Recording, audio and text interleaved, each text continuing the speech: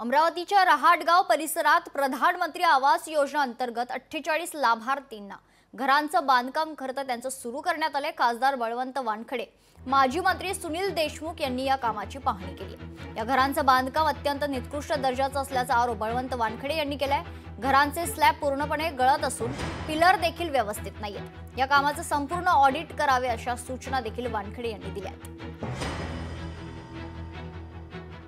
जे काही पीएमवाय मध्ये घर बांधणी काम चालू आहे त्या संदर्भात वेगवेगळ्या ठिकाणच्या तक्रारी आल्या, म्हणून आम्ही इथं प्रत्येक सुनील भाऊ देशमुख आणि मी प्रत्यक्ष पाहणीसाठी आलो आणि जे काही चुका आहेत त्या बांधकामात त्या चुका प्रत्यक्षदर्शी आपल्याला दिसतातच।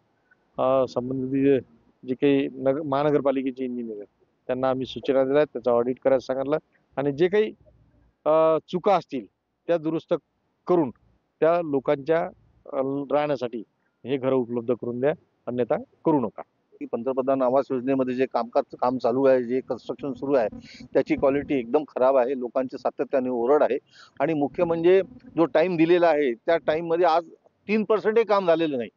6 महिन्याचा वेळ त्यांना दिलेला होता, त्यांना 3% काम झालेलं नाही, म्हणून आम्ही पाहणी करण्यासाठी आलो। म्हणून खासदार महोदयांनी याची दखल घेतली आणि आता आम्ही त्याप्रमाणे संबंधित अधिकाऱ्यांना खासदार महोदयांनी हे इन्स्ट्रक्शन दिलेले आहे की याच्यामध्ये कोणतीही हयगय आम्ही सहन करणार नाही।